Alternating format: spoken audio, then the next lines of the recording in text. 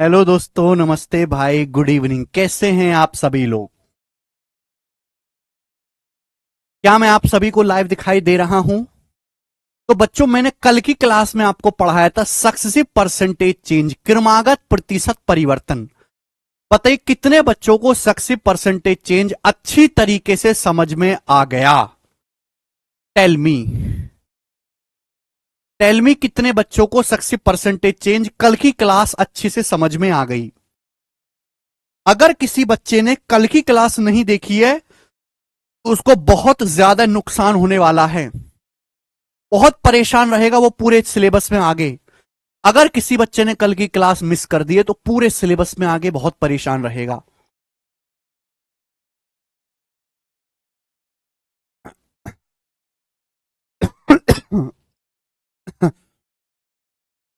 चलिए, बस एक कंसेप्ट बताना रह गया। देखो बच्चों, कल की क्लास में आपको समझाया था, अगर किसी संख्या को x परसेंट और फिर y परसेंट से चेंज किया जाए सक्सेसिवली, तो x परसेंट और y परसेंट का जो नेट इफेक्टिव होता है वो होता है x plus y plus x y बटे 100%, x plus y plus x y बटे 100%।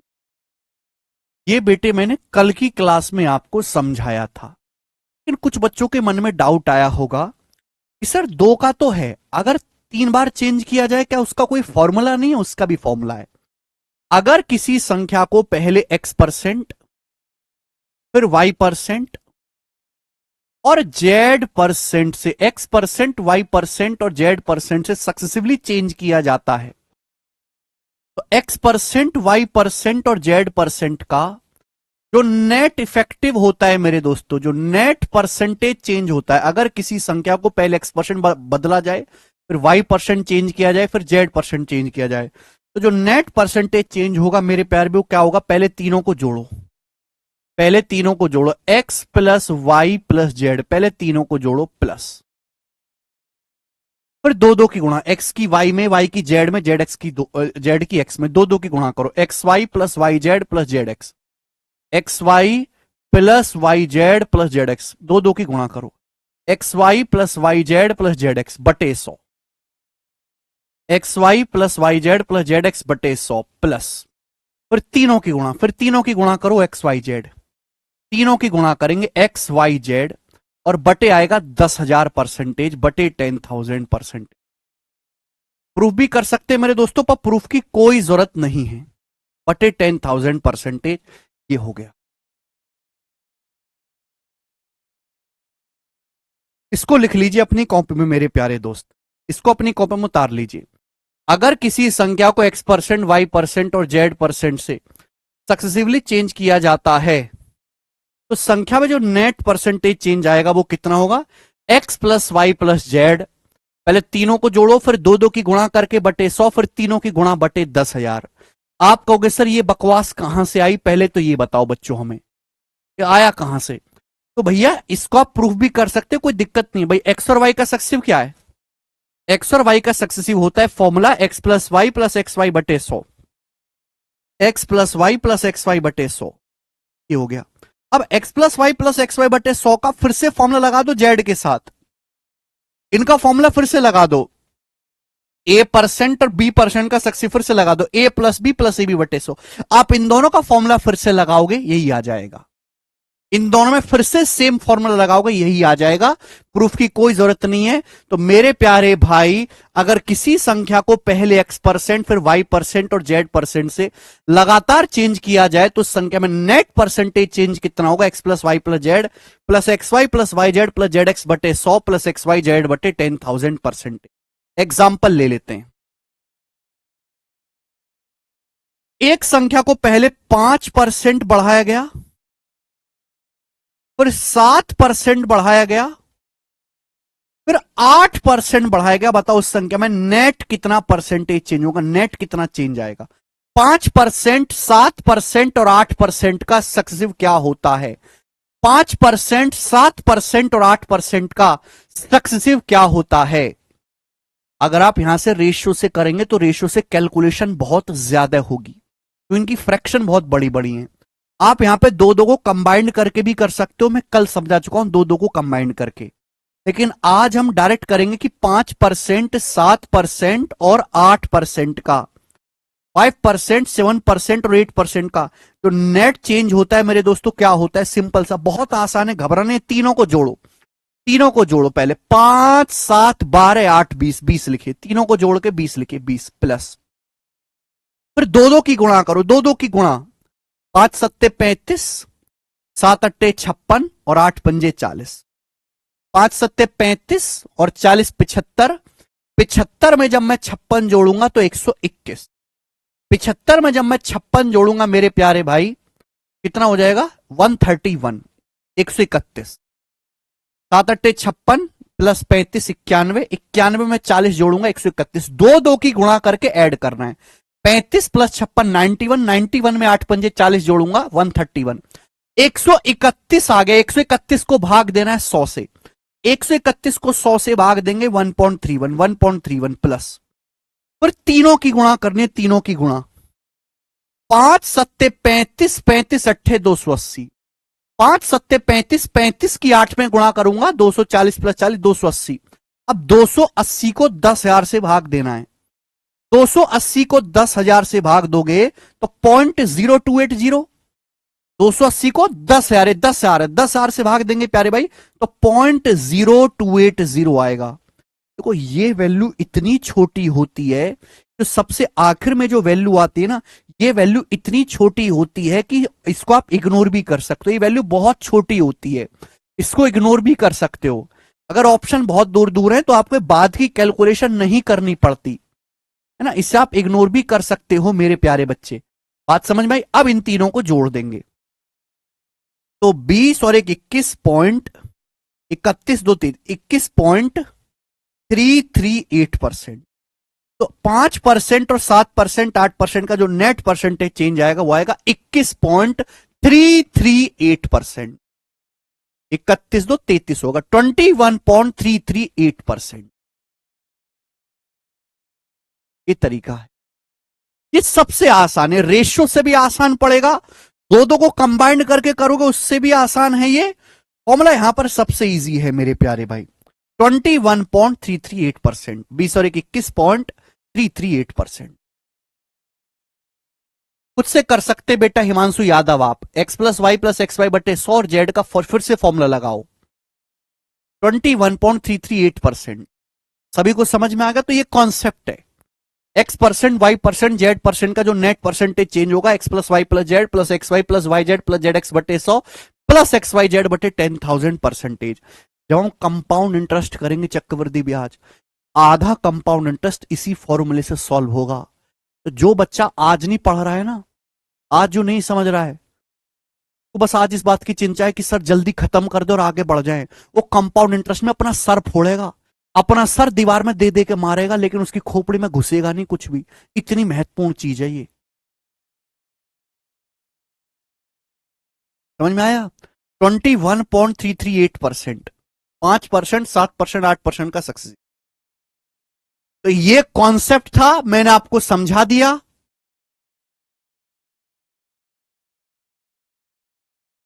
अब हम इस पर बेस्ड सवाल करेंगे, अब हम इस पर बेस्ड सवाल करेंगे, सवाल नंबर 72। बहुत मजा आएगा, आज की क्लास में आसान सवाल होंगे प्री लेवल के, और कल जो है लेवल में बढ़ाऊंगा। सक्सेसिव का कॉन्सेप्ट खत्म हो गया, अब सवाल है, एक संख्या में पहले 5% की वृद्धि होती है और फिर उसमें, यानी कि 5% बढ़ाने के बाद जो संख्या आई है, फर्दर इंक्रीज्ड, 5% बढ़ाने के बाद जो संख्या आई है, फिर उसमें 15% की वृद्धि होती है। The original number increased all together by, तो आपसे पूछा ओरिजिनल नंबर कितना परसेंट बढ़ जाएगा, यानी कि संख्या में कुल कितने परसेंट का परिवर्तन होगा।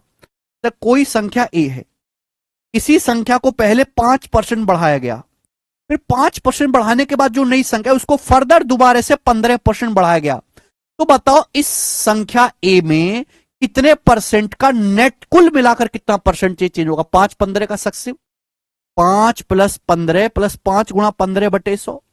कम से कम ये कैलकुलेशन तो ऐसी है कि बिना लिखे करी जा सके दिमाग में। 5 प्लस 15 20, और 75/100 0.75, तो 20.75% ऑरिजिनल नंबर बढ़ जाएगा, बात खत्म। इतना सा सवाल है बेटे। यहां रेशियो से ज्यादा आसान है फॉर्मूला, फॉर्मूला ज्यादा आसान है, आपको पढ़ते ही पता लग जाएगा। देखिए फॉर्मूला, रेशियो कहां इजी रहेगा। अगर किसी सवाल में फ्रैक्शन आसानी से बन जाते तो रेशियो कर लीजिए, लेकिन फ्रैक्शन बहुत बड़ी बड़ी है, बहुत मुश्किल है, तो वहां फॉर्मूला ही लगाइए, सबसे बेस्ट है।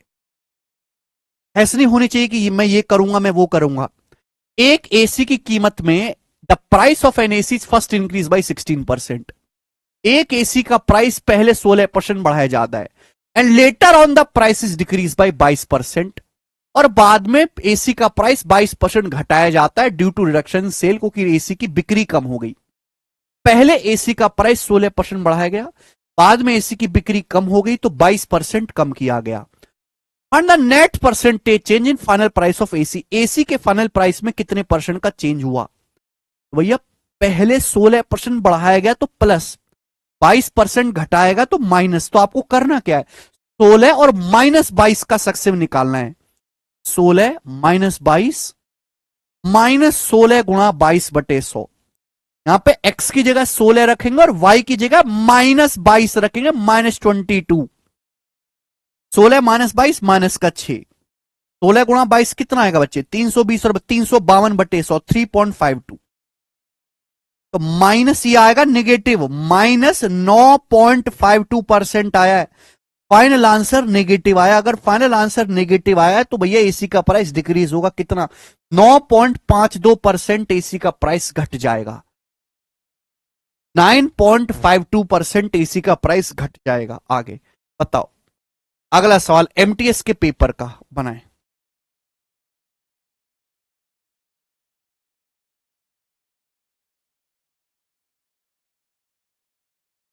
दिलकुश प्रजापति, तो वहां और यहां क्या फर्क है। दिलकुश प्रजापति, वहां उनके तरीके में और हमारे तरीके में क्या फर्क है बताओ। एमटीएस का लेटेस्ट सवाल, the price of A bed is first increase by 32%। एक बिस्तर के मूल्य में पहले 32% की वृद्धि होती है, and later on decrease by 20% due to reduction in sale. बाद में बिक्री के कमी के कारण मूल्य में 20% की कमी होती है। Find the percentage change in the final price of bed, bed के फाइनल प्राइस में कितना परसेंटेज चेंज आएगा, नेट परसेंटेज चेंज। तो 32 और -20 का सक्सेसिव दिमाग में करना है। 32 - 20 12, और 32 गुणा 20 640, 640/100 6.4। 12 में से 6.4 घटाएंगे तो कितना आएगा, 5.6% पॉजिटिव आ रहा है। तो बेड का प्राइस 5.6% बढ़ जाएगा।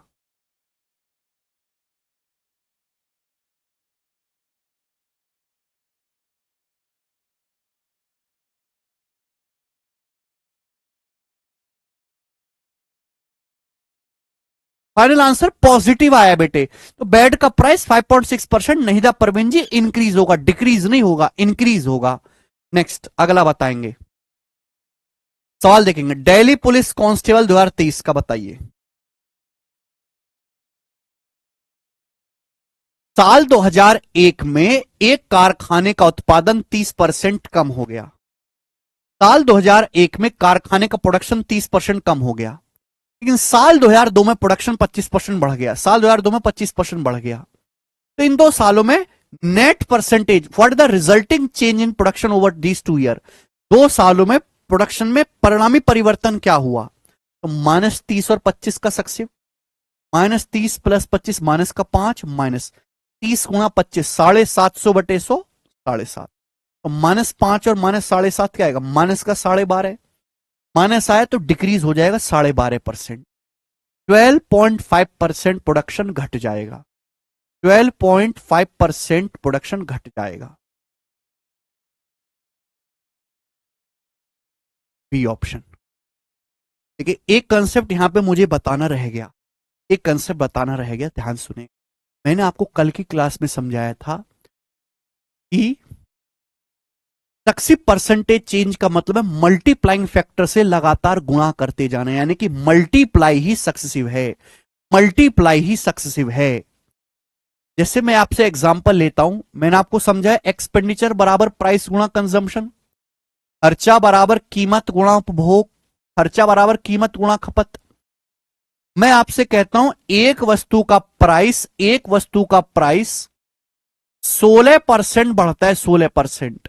एक वस्तु का प्राइस 16% बढ़ता है और उसकी खपत 11% बढ़ते, उसकी खपत 10%, 11%, 10% कम हो जाती है, ये कर लेते हैं। एक वस्तु का प्राइस 16% बढ़ता है, उसकी खपत 10% कम हो जाती है, तो मैं आपसे पूछता हूं, बताओ उस वस्तु के एक्सपेंडिचर खर्चे में कितना परसेंट चेंज होगा, खर्चे में कितने परसेंट का चेंज होगा। मैंने आपको कल की क्लास में समझाया था, कल की क्लास में समझाया था कि भैया सक्सेसिव परसेंटेज चेंज का मतलब है मल्टीप्लाइंग फैक्टर से गुणा करते जाना है, बीच में गुणा का साइन। अगर बीच में गुणा का साइन है तो नेट चेंज निकालने के लिए क्या होगा, सक्सेसिव का ही तो फॉर्मूला लगेगा। हाँ भाई, अगर प्राइस 16% बढ़ाया, प्राइस 16% बढ़ा दिया तो प्राइस कितना हो गया, खुद का 1.16 गुना। कंजम्पशन 10% कम हो गया तो कंजम्पशन कितना हो गया, हर चीज 100% होते, 100 को 10% कम कर दोगे तो कंजम्पशन कितना हो गया, 0.9 गुना। और बीच में मल्टीप्लाई है मेरे प्यारे भाई, यहां हो तो मल्टीप्लाइंग फैक्टर की गुणा ही रही है, हो तो मल्टीप्लाइंग फैक्टर की गुणा ही रही है। और मल्टीप्लाइंग फैक्टर की गुणा होने का क्या मतलब है, सीधा सीधा फॉर्मूला लग जाएगा सक्सेसिव का मेरे प्यारे में, बीच में मल्टीप्लाई का साइन है। अगर बीच में मल्टीप्लाई का साइन है, नेट चेंज निकालना है, ठीक है भैया। अगर आपको नेट चेंज निकालना है खर्चे में, तो 16 और -10 का सक्सेसिव निकालना पड़ेगा। 16 -10 माइनस 16 दुसाम 160, 160 बटे 100 1.6। 16 में से 10 घटाएंगे 6, 6 में से 1.6 घटाएंगे 4.4, 6 में से 1.6 घटाएंगे 4.4, तो खर्चा 4.4% बढ़ जाएगा। समझ में आया, 4.4% खर्चा बढ़ जाएगा। क्लियर, अरे हाँ या ना। जितने भी बच्चे लेक्चर देख रहे हैं मुझे कमेंट में लिख के बताओ कि हाँ सर समझ गए। अपनी बकर बकर मत किया करो, तुम्हारी बकर बकर सुनने का कोई शौक नहीं है। जब मैं कुछ समझाया करूं तो बस हाँ या ना बोला करो।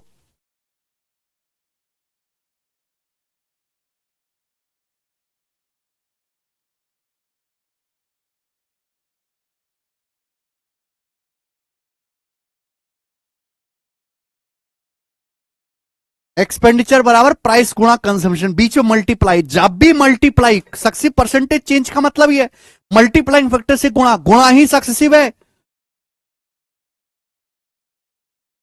मल्टीप्लाई ही सक्सेसिव है। एग्जाम्पल लेके समझाया, अगर मैंने प्राइस 16% बढ़ा दिया, खपत 10% कम होगी, तो खर्चे में कितना चेंज आएगा, 16 और -10 का सक्सेस। फॉर्मूले से कर सकते हो कि बीच में मल्टीप्लाई का साइन है, ठीक है। चलिए आगे के सवाल, सवाल नंबर है 76 बनाए। सवाल है एसएससी जीडी 2023 का, आसान सवाल। नीता की सैलरी में पहले 13% की वृद्धि की जाती है और पुनः 13% कम कर दी जाती है। उसकी सैलरी में कितना परिवर्तन हुआ, मैंने कल ही समझाया था। इसी संख्या को पहले x% बढ़ाओ फिर x% घटाओ तो नेट चेंज कितना होगा, नेट चेंज कितना होगा, x² बटे 100% डिक्रीज। x² बटे 100% का हमेशा डिक्रीज होगा, घट जाएगी।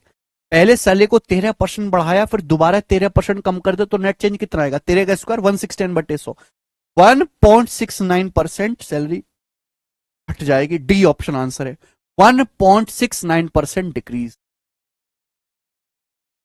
अगला सवाल है आपका एसएससी एमटीएस 2023 के पेपर का।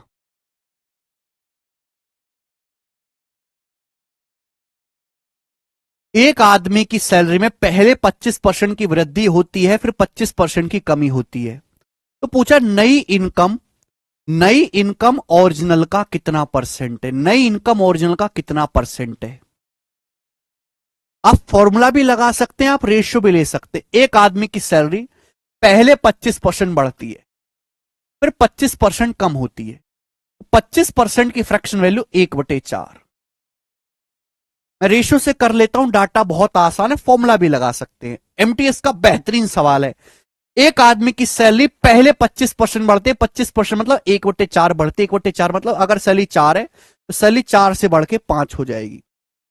फिर 25% कम हो जाते, 25% 1/4 कम हो जाती, माइनस, यानी कि अगर सैलरी 4 है तो 4 से कितनी हो जाएगी, 3।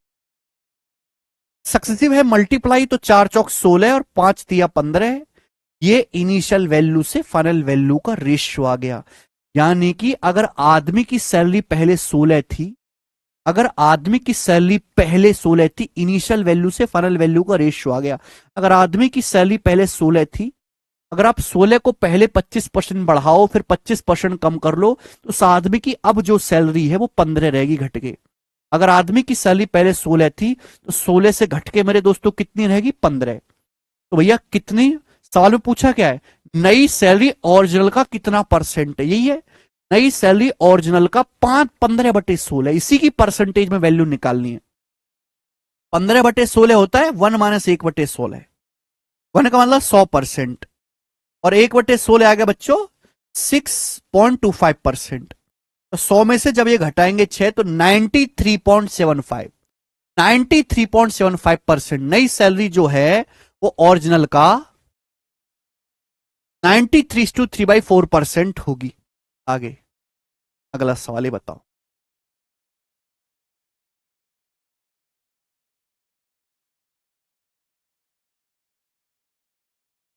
एक संख्या में a number is first decrease by, a number is first decrease by 28%। एक संख्या को पहले 28% कम किया जाता है, देन इंक्रीज बाई 28%, फिर 28% बढ़ाया जाता है। द नंबर सो ऑब्टेन्ड, है ना, इस प्रकार प्राप्त संख्या ओरिजिनल संख्या से 1176 कम है। अब जो नंबर हमें मिलता है वो ओरिजिनल संख्या से 1176 कम है। आपसे पूछा है, आपसे पूछा है ओरिजिनल संख्या मूल संख्या ज्ञात कीजिए। आपसे देखते हैं कितने बच्चे इस सवाल को कर पाएंगे। एक संख्या को पहले 28% घटाया जाता है फिर वापस 28% बढ़ाया जाता है। तो बोला गया अब जो नंबर है वो ओरिजिनल नंबर से 1176 कम हो गया, ओरिजिनल नंबर ज्ञात करें। सवाल बड़ा बेसिक है। अगर किसी संख्या को 28% घटाओगे फिर 28% बढ़ाओगे तो संख्या में नेट चेंज कितना आएगा, संख्या में नेट चेंज आएगा, संख्या x²/100% कम हो जाएगी। अब 28 का स्क्वायर होता है 784, 784/100 7.84%। संख्या अपनी ओरिजिनल वैल्यू से 7.84% कम हो जाएगी। संख्या अपनी ओरिजिनल वैल्यू से 7.84% कम हो जाएगी। सवाल में क्या बोला है कि अब जो संख्या है वो ओरिजिनल संख्या से 1176 कम हो जाती है। तो 7.84% की वैल्यू ही 1176 है। आपसे ओरिजिनल संख्या पूछिए 100% की वैल्यू, यहां दशमलव के बाद 2 डिजिट है, हटाएंगे बच्चों तो यहां पे 2 जीरो बढ़ जाएगा, इससे कट रहा है।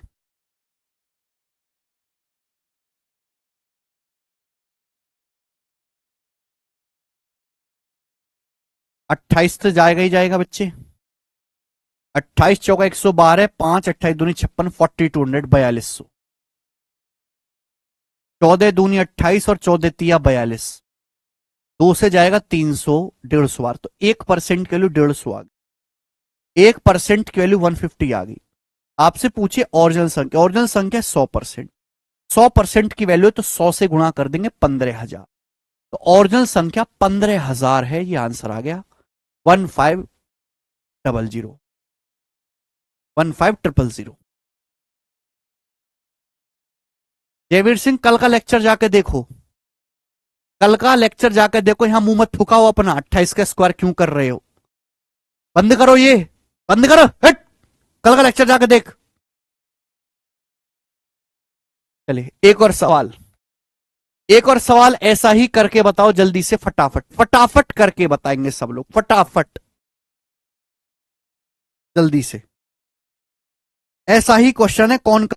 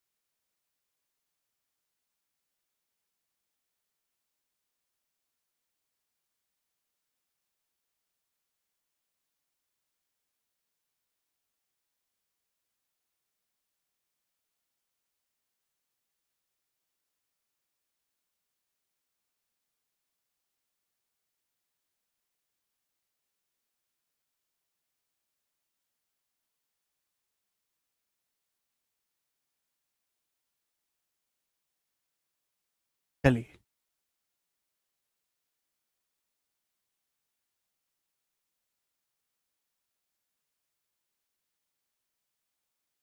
मतलब बहुत बड़े सवाल। सवाल यह है, यदि किसी संख्या में पहले 15% की वृद्धि होती है और फिर 15% की कमी होती है, तो इसका परिणाम 782 हो। मुझे नहीं पता कोई नंबर क्या है, कोई संख्या ऐसी है कि अगर उसको पहले 15% बढ़ाया जाए फिर वापस 15% घटा लिया जाए तो वो संख्या 782 हो जाएगी। यदि उस संख्या में पहले 25% कमी हो, फिर 25% वृद्धि हो, फिर 20% की कमी हो, तो परिणामी संख्या क्या होगी? देखो, आप इस सवाल को अप्रोक्स भी कर सकते हैं, वो कि सवाल के ऑप्शंस काफी दूर दूर है, और एग्जैक्ट भी कर सकते हैं। जरूर नहीं आप पिछले सवाल की तरह फॉर्मूला ही लगाएं, आप रेशियो का भी इस्तेमाल कर सकते हैं। बताइए, हमने किसी संख्या को 15% बढ़ाया, 15% की फ्रैक्शन वैल्यू होती है 3/20। 15% बढ़ाए 3/20, यानी कि संख्या अगर 20 है तो 20 से 3 बढ़ा के 23 हो गई। अब दोबारा जो है फिर 15% की कमी, 15% की फ्रैक्शन वैल्यू 3/20, फिर 15% की कमी की 3/20, यानी कि संख्या अगर 20 है तो 20 से 3 कम होके 17 हो गई। तो ये आ गया बेटा 20 20 400, और 23 की 17 में गुणा करेंगे तो 340 और 51 391। ये इनिशियल वैल्यू से फाइनल वैल्यू का रेशियो आ गया, रेशियो। यानी कि अगर इनिशियल संख्या 400 है, अगर 400 को पहले 15% बढ़ाया जाए फिर 15% घटाया जाए तो संख्या 391 हो जाएगी, और संख्या हो कितनी जाती है? 782। फाइनल वैल्यू आपको दी है, फाइनल वैल्यू 391 की वैल्यू 782 है दुगुना, तो संख्या की ओरिजिनल वैल्यू क्या है? संख्या कितनी है? 400 का दुगुना 800, 800। ये बहुत अच्छा कंसेप्ट है, कल मैंने डिटेल में समझाया था, पूरे 1.5 घंटा यही समझाया कल। इनिशियल वैल्यू और फाइनल वैल्यू का रेशियो आ गया, आपको फाइनल वैल्यू दी है, इनिशियल वैल्यू संख्या का प्रारंभिक मान आपको पता चल गया 800, तो संख्या आ गई 800। अब मेरे प्यारे भाई, मैंने आपको कल की क्लास में समझाया है कि बढ़ाने घटाने का मतलब है मल्टीप्लाइंग फैक्टर से गुणा करते जाना। अगर संख्या को 25% कम करोगे, 25% होता है 1/4, तो मल्टीप्लाइंग फैक्टर आएगा 3/4। अगर आप संख्या को 25% बढ़ाओगे फिर 25% बढ़ाओगे तो 25% की फ्रैक्शन वैल्यू 1/4 है, 1/4 बढ़ाओगे तो मल्टीप्लाइंग फैक्टर किससे? 5/4 से गुणा। फिर से संख्या में 20% की कमी करोगे, 20% की फ्रैक्शन वैल्यू 1/5। अगर संख्या को फिर से 1/5 कम करोगे तो मल्टीप्लाइंग फैक्टर कितना आएगा बेटा? 4/5। तो अब परिणामी संख्या क्या होगी? रिजल्टेंट नंबर क्या होगा? मल्टीप्लाइंग फैक्टर है, 3 बार चेंज किया मैंने, 3 बार गुणा कर दी, सिंपल सी गुणा। 4/5 से 5/4 कट गया, 800 का 3/4 600 आ गया, 6। तो 600 इस सवाल का आंसर आ।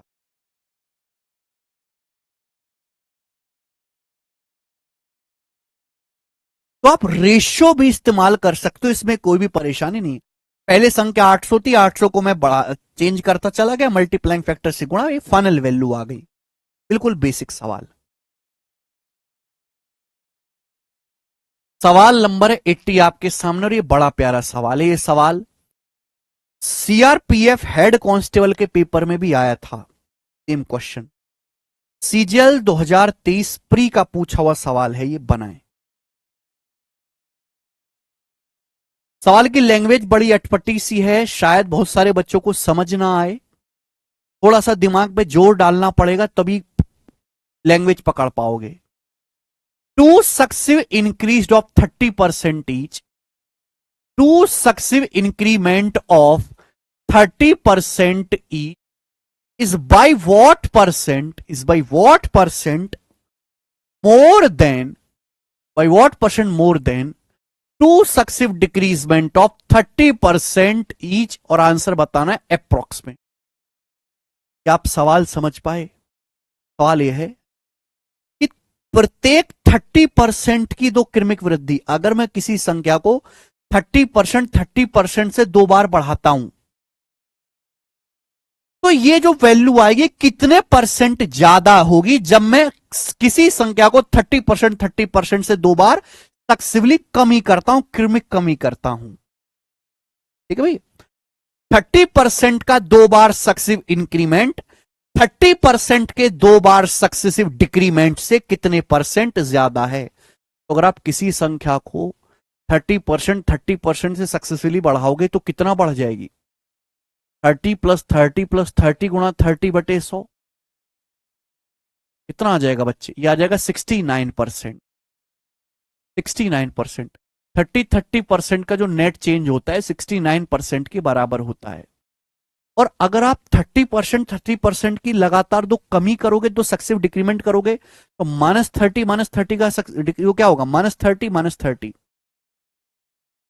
-30 की -30 में गुणा करेंगे तो प्लस ही हो जाएगा। -30 की -30 में गुणा करेंगे तो प्लस ही हो जाएगा। ये बात आपको समझनी है। तो ये कितना आएगा? ये आएगा बच्चों 51%। माइनस का 60 और +9 माइनस का 51%। यानी कि मेरे प्यारे भाई माइनस का 51%। माइनस साइन केवल ये बता रहा है कि संख्या घट गई, 51% वैल्यू जो है वो घट गई, बाकी माइनस का और कोई मतलब नहीं होता। तो सवाल में यही पूछा गया है मेरे प्यारे भाई कि 30% के दो सक्सेसिव इंक्रीमेंट 30% के दो सक्सेसिव डिक्रीमेंट से कितने परसेंट ज्यादा है? तो 30% के दो सक्सेसिव इंक्रीमेंट 69% के बराबर है। तो 69% 51% से कितना ज्यादा है? 69% की वैल्यू 51% से कितना ज्यादा है? तो 18 ज्यादा है। 69 51 से 18 ज्यादा है। 18/51 बोलो, परसेंटेज में इंटू 100% आ जाएगा। बस कुछ भी नहीं है। 3 से 6 बार, ये 17 बार, 17 से जाना ही है। 17 × 51 9 बच जाएगा। 17 × 5 = 85, लगभग 35%। लगभग 35% ज्यादा है, अप्रोक्स 35%।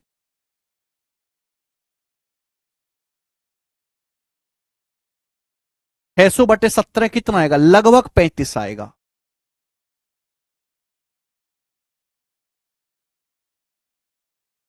ठीक है।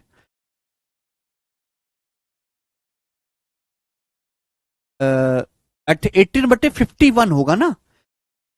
30% के दो सक्सेसिव इंक्रीमेंट 30% के दो सक्सेसिव डिक्रीमेंट से कितना ज्यादा है? डिक्रीमेंट बेस लेना है आपको बच्चे, ध्यान रखिएगा। इसलिए लैंग्वेज इस सवाल में इंपॉर्टेंट है। सवाल तो आसान है, लैंग्वेज इंपॉर्टेंट है। अगला क्वेश्चन, सवाल नंबर है बेटे आपके सामने यहां पर 81। 81 फिर मैं यहां से लेवल बढ़ा दूंगा। सवाल नंबर 81 बताओ जल्दी। बहुत प्यारा सवाल एक और आपके साथ। ये सवाल भी सीजीएल 2023 के प्री में आया है, ये क्वेश्चन भी।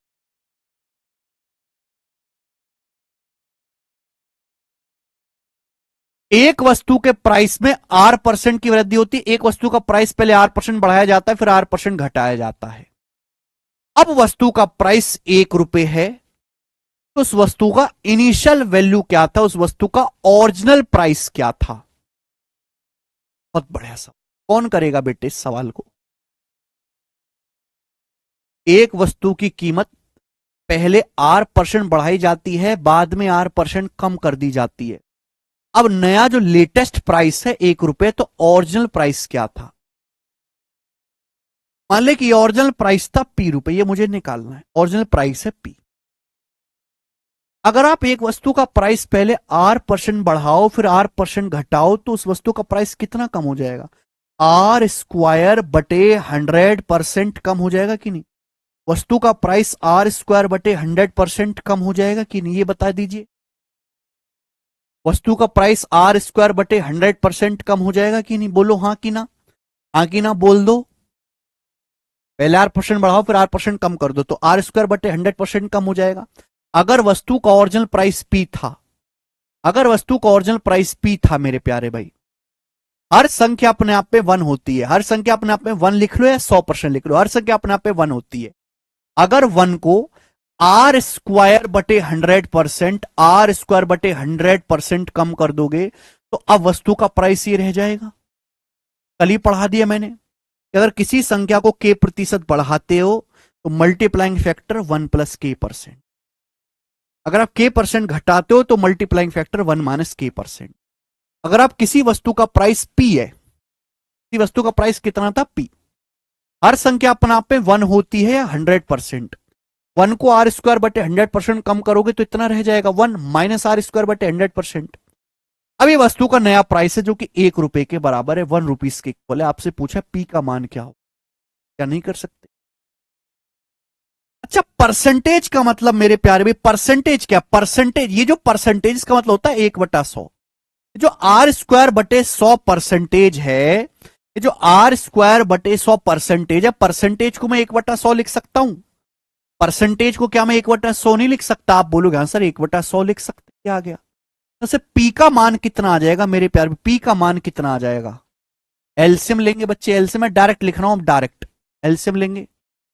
100 गुणा 100 10,000, 10,000 की एक में गुणा होगी 10,000 बटे 10,000 की एक में गुणा होगी 10,000 minus r square. 10,000 minus r square नीचे पहुंच जाएगा, 10,000 माइनस आर आंसर। और क्या? ए ऑप्शन आंसर है। ए ऑप्शन इस सवाल का आंसर है, गजब का। ठीक है ना? ये हमारा दूसरा टाइप था, यहां से ना सेकंड टाइप, जिसमें मैंने आपको कॉन्सेप्ट लगाया ये वाला एक्स स्क्वायर बटे 100%। इतने क्वेश्चन कराए देखो मैंने एक ही कॉन्सेप्ट पे, है ना? 1 2 3 4 5 6, 6 सवाल हुए एक कॉन्सेप्ट पे, और हर सवाल एकदम अलग है।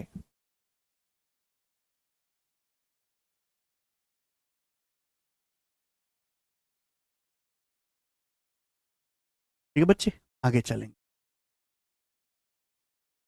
अगला टाइप होगा बच्चे अब आज की क्लास का टाइप नंबर 3। और इस टाइप के बेटे मैं आपको यहां पर 6 सवाल कराऊंगा, 3 3 6, 6 क्वेश्चन कराऊंगा इस टाइप के। 82 आज की क्लास का टाइप नंबर 3। ये टाइप प्री में भी पूछा जाता है और मेंस में भी, very very important, very very important. Pre में भी पूछा जाता है, मेंस में भी। आपको जब आप प्रीवियस ईयर के सवाल लगाओगे तो आपको बहुत सारे सवाल इस टाइप के मिल जाएंगे। मैंने तो कुछ ही सवाल लिए हैं, लेकिन प्रीवियस ईयर में आपको बहुत सारे सवाल मिल जाएंगे। नेक्स्ट, चलिए, बिल्कुल इसका बेसिक मैं समझा चुका हूं, एग्जाम्पल भी ले चुका हूं। इसी संख्या में पहले 10% की वृद्धि की जाती है, फिर 20% की वृद्धि की जाती है, अब 12% की कमी की जाती है। ओरिजिनल संख्या में निवल वृद्धि या कमी का प्रतिशत कितना है? ओरिजिनल नंबर में नेट इंक्रीज डिक्रीज क्या होगा? What is the net increase और decrease percent in the original number? एक संख्या को पहले, बिल्कुल बेसिक सवाल, एक संख्या को पहले 10% बढ़ाया जाता है, 10% बढ़ाया जाता है। एक संख्या को पहले 10% बढ़ाया जाता है, फिर 20% बढ़ाया जाता है, अब जो संख्या आती है उसको 12% घटाया जाता है। संख्या में नेट चेंज कितना आएगा? यानी कि मुझे कुछ नहीं करना, मुझे 10 20 और -12 का सक्सेसिव निकालना है।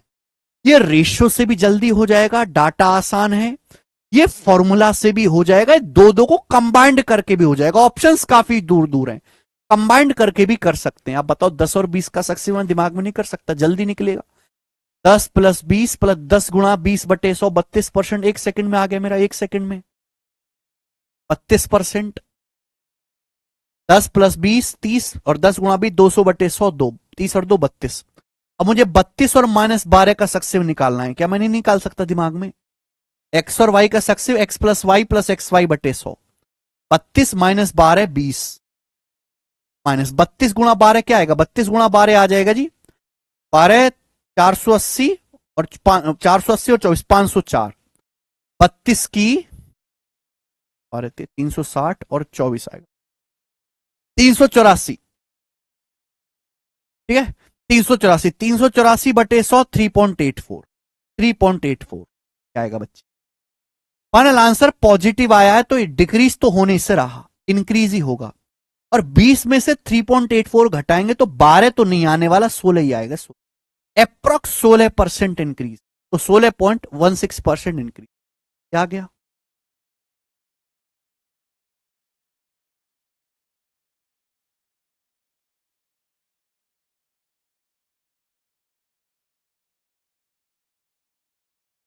डिक्रीज वाले तो ऑप्शन होंगे ही नहीं, वो मैं देखते ही समझ गया।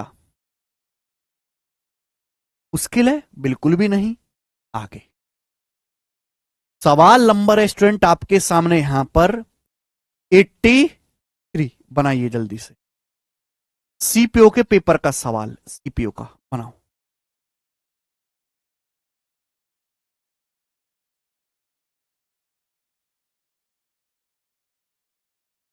रमेश की सैलरी में पहले 35% की वृद्धि होती है, फिर 40% की कमी होती है, फिर 25% की वृद्धि होती है। कुल वृद्धि या कमी का परसेंटेज कितना है, कुल चेंज कितना है। देखो सवाल ऐसा है, आप यहां पे दो दो को कंबाइंड करके भी निकाल सकते हो, आप यहां पे रेशियो भी आसानी से लगा सकते हो। जैसे मैं रेशियो से बता दूं एक सवाल कि रमेश की सैलरी पहले 35% बढ़ती है, 35% की फ्रैक्शन वैल्यू 7/20, पांच फ्रैक्शन आसानी से बन रही है ना। रमेश की सैलरी पहले 35% बढ़ते, 35% 7/20, यानी कि सैलरी अगर 20 है तो 20 से बढ़ के 27 हो जाएगी, 20।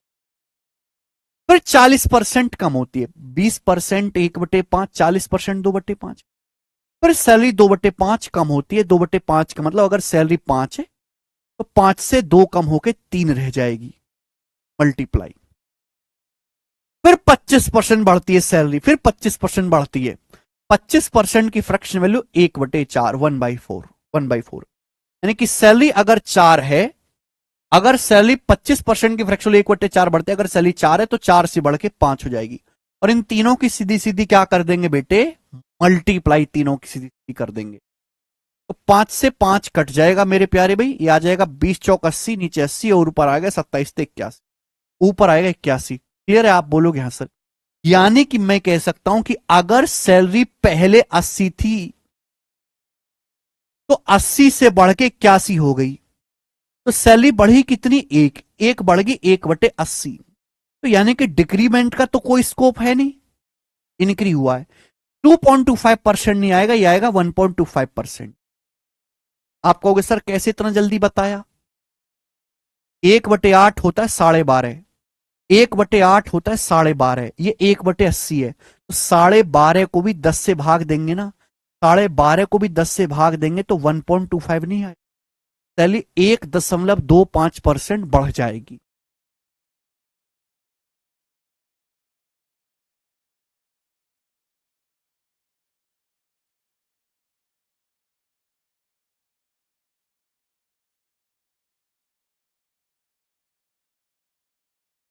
ठीक है हिमांशु यादव, आसान सवाल। नेक्स्ट अगला लेंगे। This question is 83 and it is very easy, अपन लेंगे 84 नंबर, ये बताए।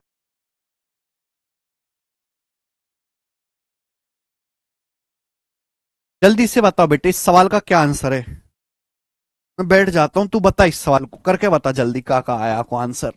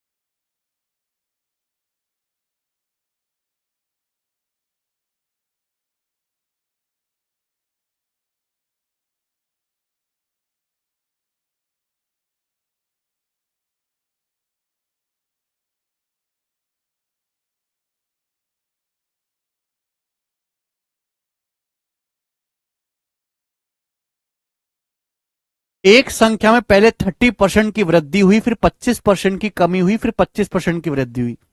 संख्या में नेट परसेंटेज चेंज क्या है? देखो, दो रास्ते हैं। आप इसको रेशियो से भी कर सकते हो, फॉर्मूले से भी कर सकते हो, जो आपको पसंद आए, जो पसंद आए वो कर लीजिएगा।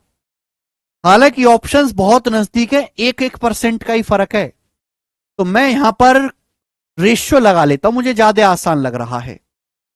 एक संख्या को 30% बढ़ाएगा जल्दी से। 30% बढ़ाने का मतलब संख्या अगर 10 है तो 10 से 13 हो जाएगी। फिर 25% कम किया गया, 1/4, यानी कि संख्या अगर 4 है तो 4 से 3 हो जाएगी। फिर 25% बढ़ाएगा, 25% 1/4, यानी कि संख्या अगर 4 है तो 4 से बढ़ के 5 हो जाएगी, 5। सीधी सीधी मल्टीप्लाई कर दी, क्योंकि ऑप्शन 22 और 21 से काफी क्लोज है। 5 से 10 दो बार चला जाए तो आएगा 4 चौक 16 दूनी 32, 4 चौक 16 दूनी 32 और ऊपर हो गया 13 तिया 39। यानी कि मैं ये डायरेक्ट कह सकता हूं, अगर मेरे पास 32 रुपए हैं, 32 को पहले 30% बढ़ाया जाए, फिर 25% कम किया जाए, फिर 25% बढ़ाया जाए, तो 32 रुपए बढ़कर 39 हो जाएंगे। ये 32 रुपए बढ़कर 39 हो जाएंगे तो कितना चेंज आएगा? 32 रुपए बढ़कर 39 हो जाएंगे तो 7 बढ़ जाएगी वैल्यू। 7/32 इंक्रीमेंट होगा, डिक्रीज नहीं होगा। ये ऑप्शन गलत हो गई। अब 7/32 बताओ परसेंटेज में क्या होगा? भाई 1/16 क्या होता है? 6.25%। 1/16 दिस इज 1/16। अगर मैं 1/16 का भी आधा करूं तो 1/32 आएगा। तो 6.25 का आधा 3.125%, ये 1/32 आ गया। अब इसका 7 गुना, 7/32 तो 7×21, 0.125 का 7 गुना 0.875, तो 21.875 आएगा। 21 पॉइंट, ये 21.5 से ज्यादा है। 21.5 से ज्यादा है तो आंसर क्या आएगा? 22%, लगभग 22% इंक्रीज, अप्रोक्स 22% इंक्रीज आएगा, अप्रोक्स 21.875।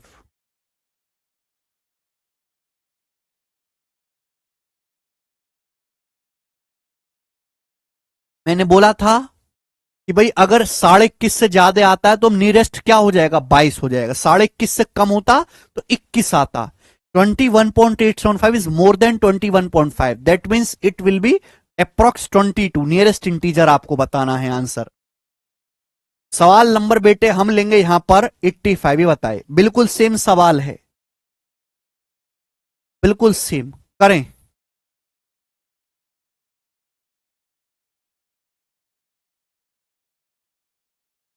एक संख्या में पहले 16% इंक्रीज हुआ, फिर 14% इंक्रीज हुआ, अब संख्या को 30% डिक्रीज किया गया। नेट चेंज कितना होगा अप्रोक्स में आपको बताना है। The net increase decrease percent in the original number nearest to an integer, nearest to an integer बताना है। एक संख्या को पहले 16% बढ़ाया गया बेटे, फिर 14% बढ़ाया गया, फिर वापस 30% घटाया गया। नेट चेंज कितना होगा? देखो, अगर मैं यहां पे तीनों का फॉर्मूला लगाता हूं तो तीनों का फॉर्मूला एग्जैक्ट वैल्यू निकाल के देगा। मुझे एग्जैक्ट कैलकुलेशन नहीं करनी, मुझे तो ऑप्शन से नजदीक कैलकुलेशन करनी। तो मैं यहां पे अगर मैं इनको फ्रैक्शन बनाऊंगा तो इनकी फ्रैक्शन बड़ी भयानक बनेंगी। तो मैं फ्रैक्शन इसकी 8 हो जाएगा, 4/25, इसकी 7/50, बड़ी भयानक फ्रैक्शन बनेंगी। तो यहां पे रेशियो से ज्यादा बेटर है फॉर्मूला। तो 16 और 14 का सक्सेसिव क्या होता है? 16 और 14 का 16 + 14 है 30, और 16 गुणा 14 है 224। 224/100 32.24 हो गए। 32.24%। 16 और 14 का सक्सेसिव 32.24% आ गया। अब 32.24 और -30 का सक्सेसिव निकालना है, इसका सक्सेसिव निकालना है मुझे।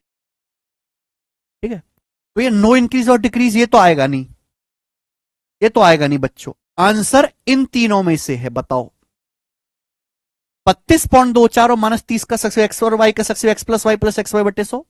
32.24 में से पहले 30 घटाओ, देखो ध्यान सुनिएगा। 32.24 में से जब मैं 30 घटाऊंगा 2.24, माइनस इनकी गुणा 32.24 की 30 में गुणा करूंगा तो कितना आएगा? 0.24 इग्नोर कर दो, इतना नजदीक मत ले जाओ, 32 समझो, 32 की 30 में गुणा करो 960, 960 बटे 100 करेंगे 9.6, 960 बटे 100 करेंगे 9.6 ही आएगा, यानी कि अप्रोक्स कितना आएगा? ये आएगा माइनस का 7.36 आएगा, माइनस का, यानी कि -7.36 आएगा। 9 में से 2 घटाएंगे 7, तो -7.36 मतलब माइनस है तो इंक्रीज नहीं होगा, डिक्रीज होगा, और 9% डिक्रीज नहीं आया, 7% आया, अप्रोक्स 7% डिक्रीज हो जाएगा लगभग। 32.24 माइनस 32.24 इनकी मल्टीप्लाई, 32.24 को 32 मान लो, 32 गुणा 3 960 बटे 100 9.6, तो अप्रोक्स 7% डिक्रीज आएगा, 7.5 से कम है, लगभग 7% डिक्रीज। तो देखो आपको सवाल को पढ़ के पहचानना पड़ेगा कि यहां कौन सा तरीका मेथड है, कौन सा तरीका जो बेस्ट है। हर तरीका हर सवाल में जो है अलग कैलकुलेशन देगा, प्रैक्टिस से आएगी। और ये चीज जैसे ये वाला सवाल आप मुझे करके बताओ, आप ये सवाल आप मुझे करके बताओ, और आप आसानी से कर भी सकते हैं, मैं नहीं बताऊंगा। I will not tell the answer. 86 number, tell me the answer, beautiful question बनाएं।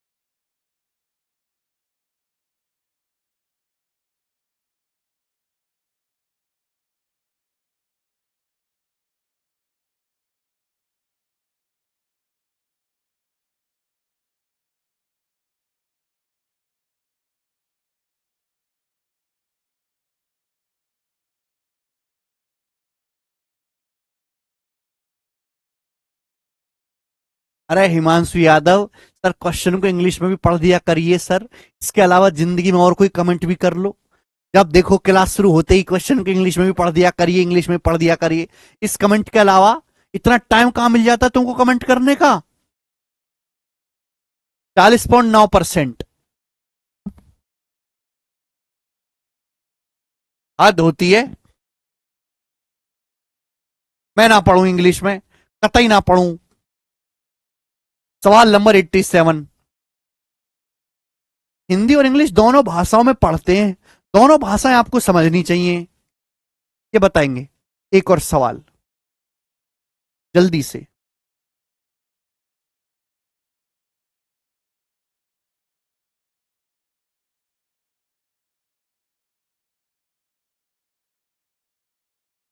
किसी संख्या में पहले 40% की वृद्धि हुई, फिर 25% की कमी हुई, फिर 15% की वृद्धि हुई, फिर 20% की कमी हुई। संख्या में नेट परसेंटेज चेंज ज्ञात की, संख्या में हुई शुद्ध वृद्धि या कमी प्रतिशत बताओ। तो मेरे प्यारे भाई घबराना नहीं, सवाल का डाटा ऐसा है, रेशियो से खटाखट हो जाए। अगर संख्या को 40% बढ़ाते हो, 40% 2/5, तो संख्या 5 से बढ़ के 7 हो जाएगी, मल्टीप्लाई। फिर संख्या को 25% कम किया गया, 1/4, 1/4 मतलब संख्या 4 से घट के 3 हो जाएगी, 4 से घट।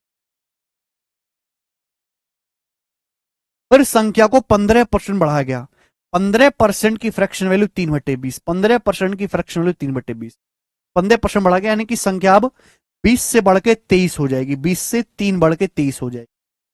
फिर संख्या को 20% कम किया गया, 20% की फ्रैक्शन वैल्यू 1/5 की संख्या 5 से घट के 4 हो जाएगी।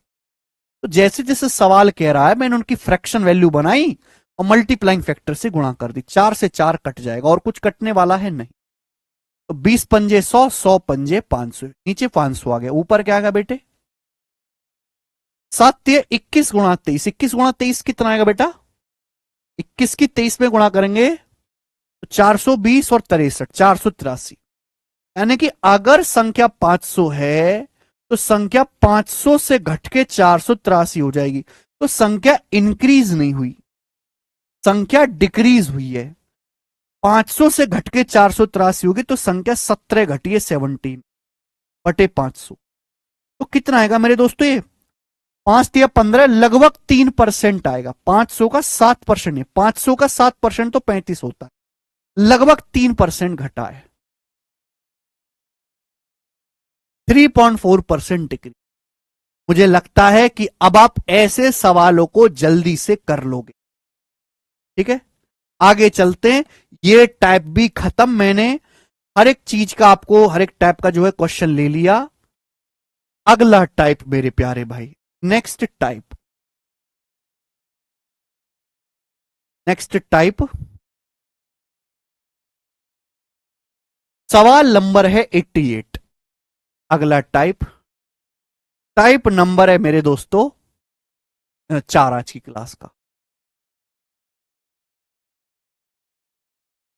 इस टाइप में मेरे प्यारे भी आपसे परसेंटेज चेंज नहीं पूछा जाएगा, आपसे एग्जैक्ट वैल्यू पूछी जाएगी। इसी टाइप में मेरे प्यारे भाई आपसे एग्जैक्ट, मेरे प्यारे भाई एग्जैक्ट परसेंटेज चेंज नहीं पूछा जाएगा, आपसे एग्जैक्ट वैल्यू पूछी जाएगी। ध्यान से सुनिएगा मेरे प्यारे भाई, ध्यान से मैं आपको समझाता हूं। मोटरसाइकिल के प्राइस में हर साल 4% कमी होती है। एक मोटरसाइकिल की कीमत हर साल 4% घट जाती है। इसका प्रेजेंट मूल्य 75,000 है, तो 2 साल बाद प्राइस क्या होगा? बहुत डिटेल में धीरे से ये सवाल समझेंगे। एक मोटरसाइकिल की कीमत 75,000 रुपए, 75,000 रुपीज। बात समझ, एक मोटरसाइकिल की कीमत 75,000 रुपए इनिशियल वैल्यू है। सवाल में कहा गया है कि मोटरसाइकिल की कीमत हर साल 4% घट जाती है, तो मोटरसाइकिल की कीमत पहले साल 4% घट जाएगी, पहले साल। अब 4% घटने के बाद मोटरसाइकिल की कुछ ना कुछ कीमत तो रहेगी।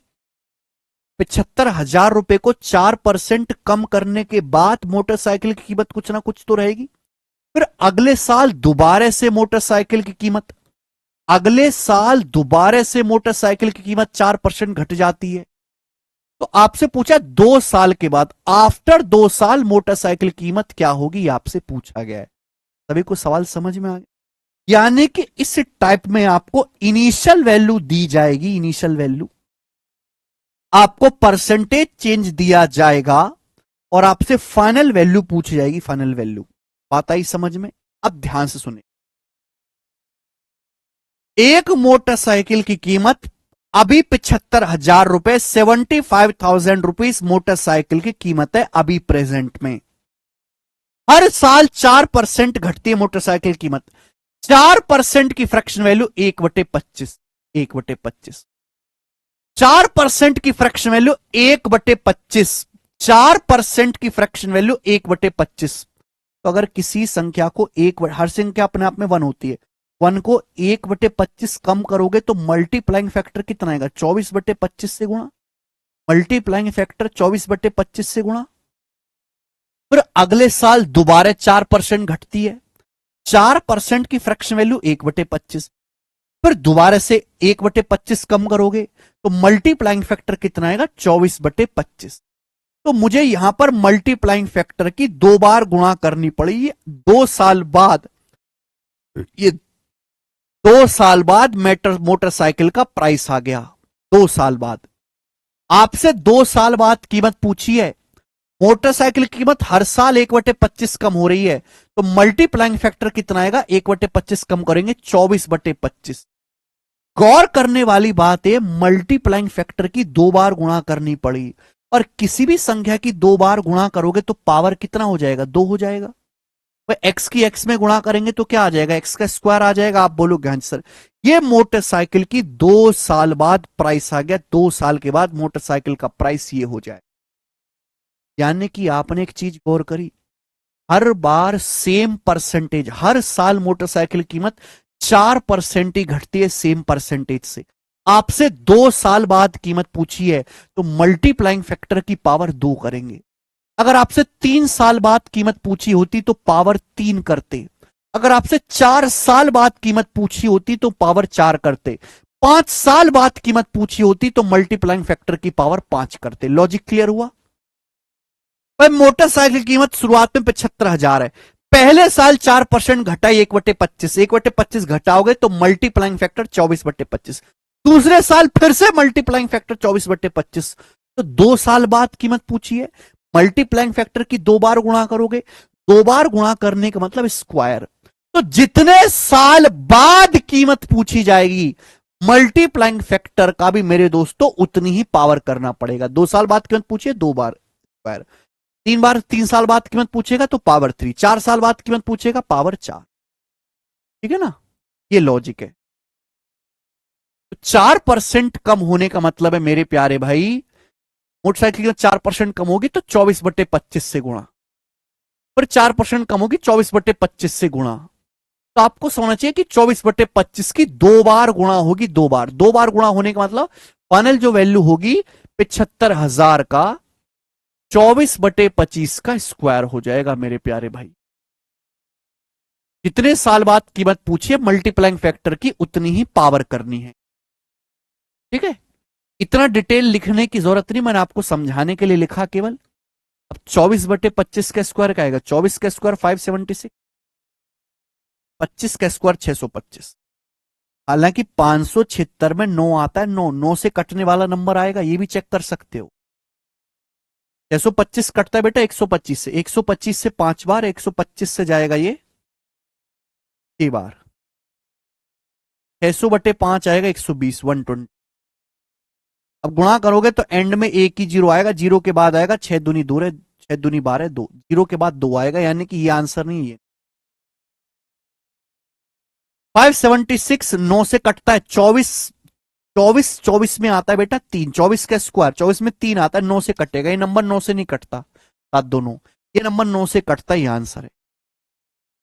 9 से कटने वाला आंसर आएगा, ये है 69120। तो ये मेरे प्यारे भाई डायरेक्ट आपको करना है एक लाइन में, 69120।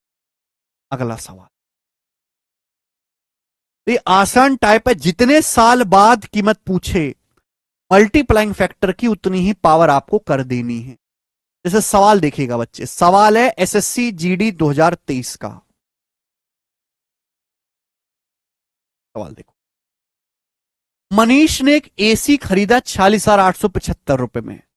Manish bot N air conditioner for 46,875 rupees. It's value is depreciating at rate of 8% yearly. भाई कोई भी इलेक्ट्रॉनिक सामान खरीदो, हर साल उसकी कीमत घटती जाती है। इस एसी की कीमत हर साल 8% की दर से घटती है। हर साल एसी की कीमत 8% एनुअली कम हो जाती है। 3 साल बाद एसी की कीमत क्या होगी? 3 साल बाद एसी की कीमत क्या होगी? सवाल है 3 साल बाद। भाई मनीष ने एक एसी खरीदा 46,875 रुपए का, 46,875। हर साल एसी की कीमत 8% कम होती है। 8% की फ्रैक्शन वैल्यू 4%, 1/25, 8%, 2/25, 2/25। क्लियर है? यानी कि 2/25 कीमत कम हो रही है, तो मल्टीप्लाइंग फैक्टर कितना आएगा बेटे?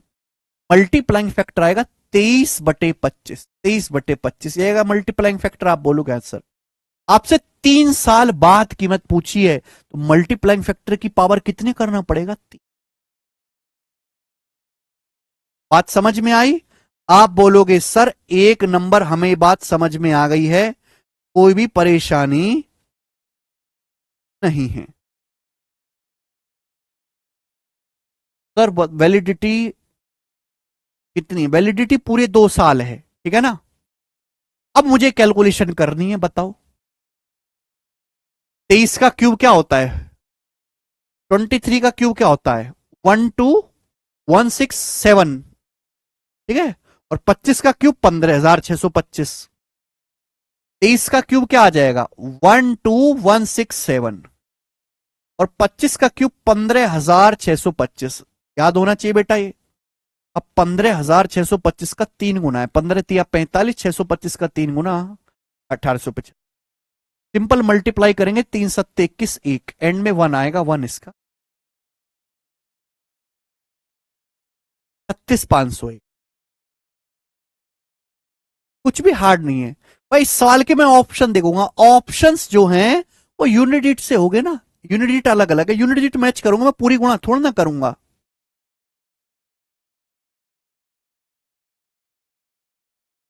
हमेशा ऑप्शन से करने की कोशिश करो। अगर आप एग्जैक्ट पूरी कैलकुलेशन करने लगे तो बहुत ज्यादा कैलकुलेटिव होते हैं बेटा ये सवाल। बहुत लंबी लंबी कैलकुलेशन होती है। जैसे सवाल नंबर 90 देखिए आप, 90 सवाल है एमटीएस 2023 की परीक्षा का।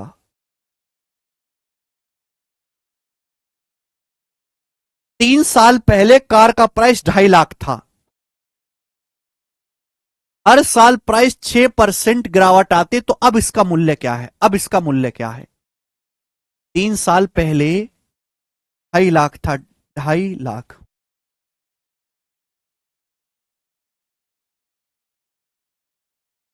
हर साल 6% की गिरावट आती है। 6% क्या होता है? 6% की फ्रैक्शन वैल्यू 3/50, 6/100। 2% 1/50, 6% 3/50। हर साल 3 साल पहले, 3 साल पहले मेरे दोस्तों, 3 साल पहले की बात कर रहा है, 2.5 लाख था। अब 3 साल पहले से अब तक आओगे तो 3 साल बाद की कीमत पूछे ना, जो 3 साल पहले थे उससे अब प्रेजेंट में आना है। अब इसका मूल्य क्या है? भैया हर साल 6% कम होता जाएगा। 6% की वैल्यू 3/50 है। मल्टीप्लाइंग फैक्टर कितना आएगा? 47/50 आएगा। क्लियर है? और मेरे दोस्तों क्या कर रहे हैं? इसका क्यूब कर रहे हैं। आप बोलोगे हाँ जी सर। अब यहां पे देखना होगा कि 50 का क्यूब जो होगा वो 125 होगा। 5 का क्यूब 125 और 3 जीरो, 125 के 3 जीरो है तो 2 बार जाएगा। 2 × 47 का क्यूब होगा बेटा ये, 2 × 47 का क्यूब। ठीक है बेटे। यानी कि एंड में तो ये 6 ही आएगा। अब मुझे यहां पर देखना पड़ेगा, मुझे यहां पे देखना पड़ेगा लास्ट के 3 डिजिट क्या होंगे। लास्ट के 3 डिजिट मुझे यहां पर चेक करने पड़ेंगे। लास्ट के 2 × 47 का क्यूब। ठीक है बेटे। अच्छा, मुझे 47 का स्क्वायर याद है। 47 क्यूब का मतलब 47 स्क्वायर × 47, ये मुझे पता है। 47 का स्क्वायर होता है 2209, 2209 और गुणा 47।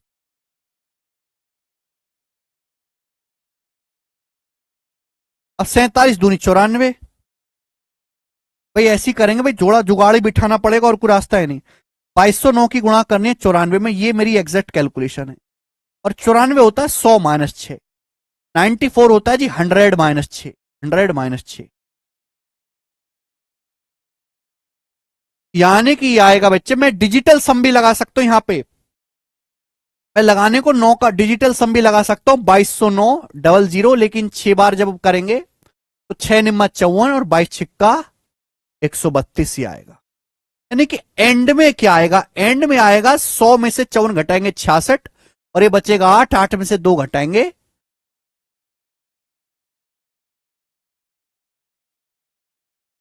गड़बड़ है क्या? और 22×6 = 132। ये आपका 666 आ रहा है, क्या गड़बड़ है? सॉरी 646 आएगा, सॉरी 100 में 54 घटाएंगे तो 46 आएगा, 646 आएगा, 646, 646 एंड में 646 आएगा।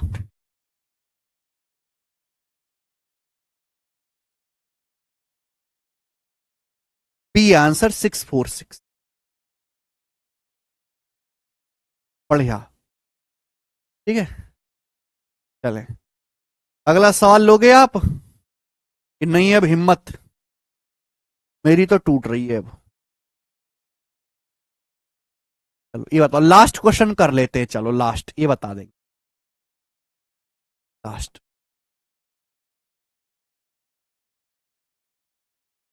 किसी शहर की आबादी हर साल की शुरुआत में कुल आबादी का 4% बढ़ जाती है।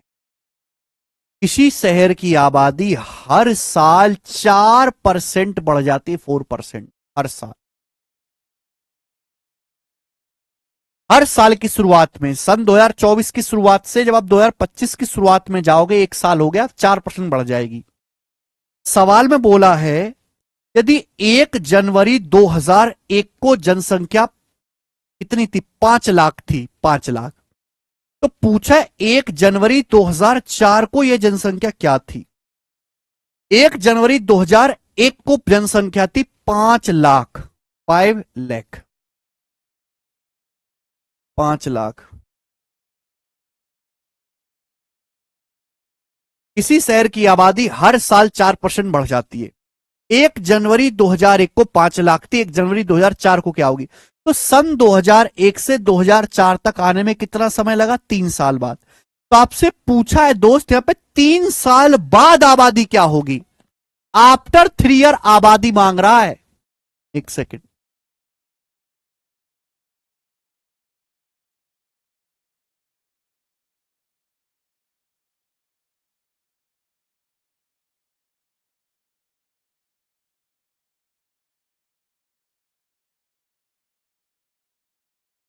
After 3 year.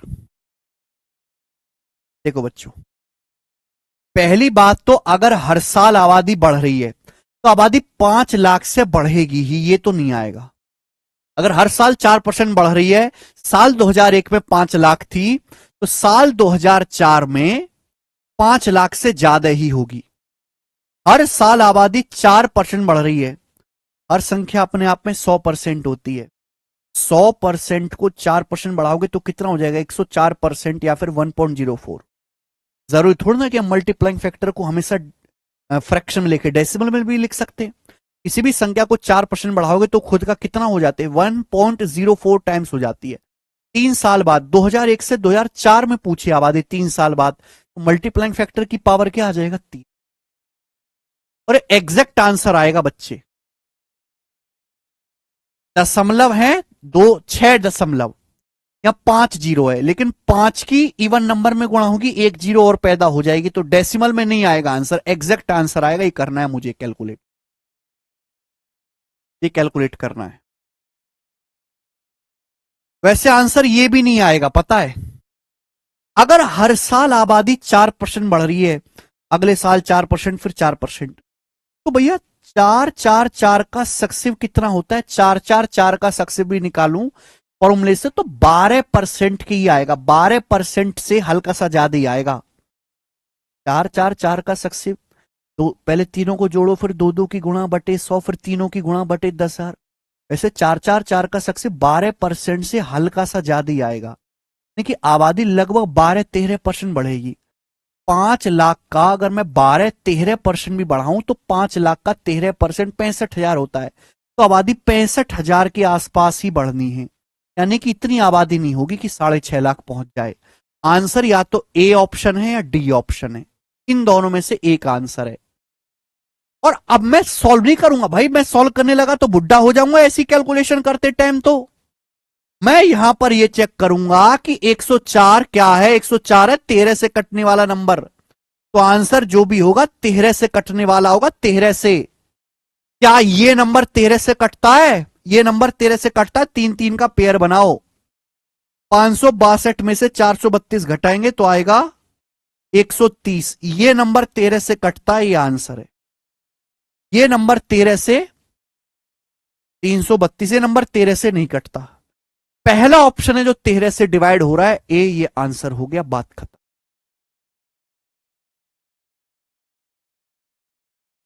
562432, that is the answer.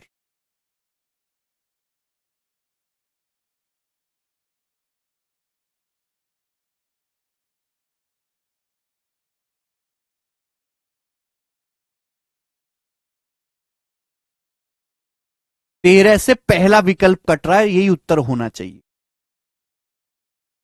ऐसे सवालों को आपको ऑप्शन की हेल्प लेके ही करना पड़ेगा।